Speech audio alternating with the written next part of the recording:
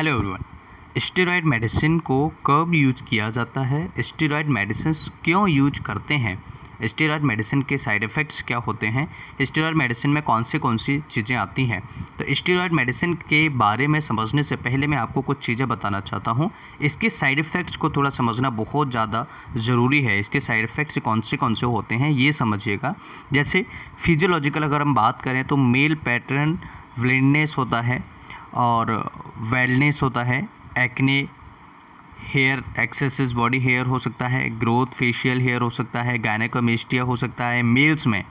ठीक है, काफ़ी सारी प्रॉब्लम्स होती हैं। टेस्टिकल सिंकिंग हो सकता है, इरेक्टाइल डिसफंक्शन हो सकता है, इनफर्टिलिटी हो सकती है, लिवर डिसफंक्शन हो सकता है, हाइपरटेंशन हो सकता है, कार्डियो एरिथमियाज हो सकता है, हार्ट अटैक हो सकता है, हार्ट स्ट्रोक हो सकता है, कार्डियक हाइपरट्रॉफी हो सकता है, blood borne viruses, HIV, hepatitis B, hepatitis C जैसे इंजेक्शन जो इन्फेक्शन जो होते हैं वो ईजिली हो सकते हैं। इसके अलावा अगर हम साइकोलॉजिकल बात करें तो आपको डिप्रेशन हो सकता है, डिपेंडेंस एडिक्शन हो सकता है, एग्रेशन एंड वायलेंस हो सकता है, डिक्रीज लिबिडो हो सकता है, मूड चेंज हो सकता है, पैरोनिया हो सकता है, सोशल कॉन्सिक्वेंसेस हो सकता है, एफोरिया हो सकता है। तो ये जो साइड इफ़ेक्ट्स हैं ये स्टेरॉयड मेडिसिन के साइड इफ़ेक्ट्स हैं जो बहुत ही ज़्यादा प्रॉब्लम क्रिएट आपको कर सकते हैं। अब यहाँ पर आप समझिएगा कि स्टेरॉयड मेडिसिन जो हैं उनको यूज कैसे किया जाता है और क्या क्या यूज स्टेरॉयड मेडिसिन का होता है। तो यहाँ पर देखिए स्टेरॉयड के अंदर काफ़ी सारी मेडिसिन आती हैं। सबसे पहला डेक्सामेथासोन जो मेडिसिन है इसका जो यूज होता है, या बीटामेथासोन की अगर हम बात करें, या इसके अलावा हाइड्रोकॉर्टिसोन की अगर हम बात करें, और इसके अलावा कुछ और भी स्टेरॉइड्स होते हैं जैसे कि मिथाइल प्रेडनिसोलोन। जो आपने देखा होगा कि कई ऐसे डॉक्टर्स थे, कई ऐसे लोग थे जो कोरोना की ट्रीटमेंट में इसको कारगर साबित बता रहे थे, मिथाइल प्रेडनिसोलोन को।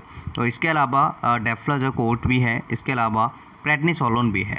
तो ये जो दवाइयाँ हैं, यानी कि ये जो 3 दवाइयाँ हैं, ये बेसिकली आपने देखा होगा ज़्यादातर यूज नहीं होती हैं, बहुत रेयरली, बहुत कम यूज होने वाली ये दवाइयाँ हैं, लेकिन ये हायर होती हैं, थोड़ा सा हाई स्टेरॉयड होती हैं, जिनकी वजह से कई बार मरीजों को कई सारे साइड इफ़ेक्ट्स भी देखने को मिलते हैं।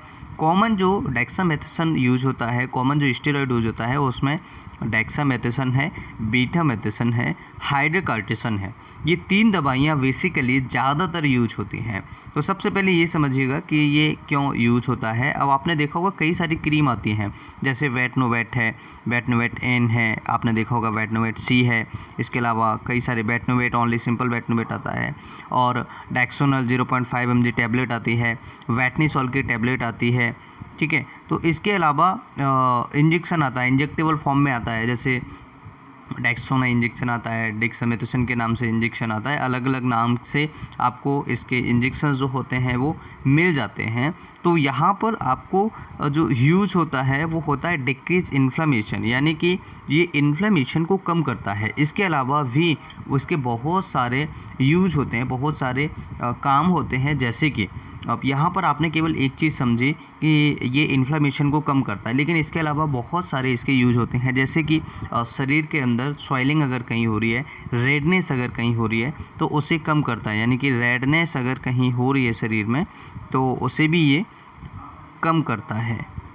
ठीक है, तो ये रेडनेस को भी कम करता है, और रेडनेस के साथ में शरीर में इन्फ्लेमेशन हो रहा है उसे भी कम करता है।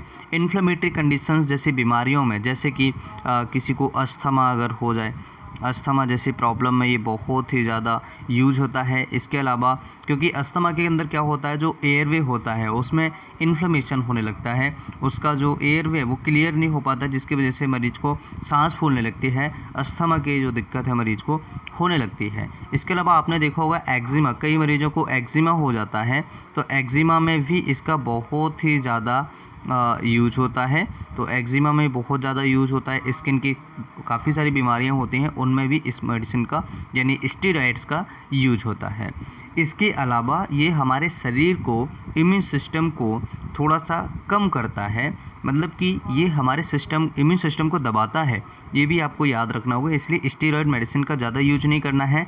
बाकी पीछे हम समझ चुके हैं कि किस तरह से हमारे शरीर के लिए नुकसानदायक होता है।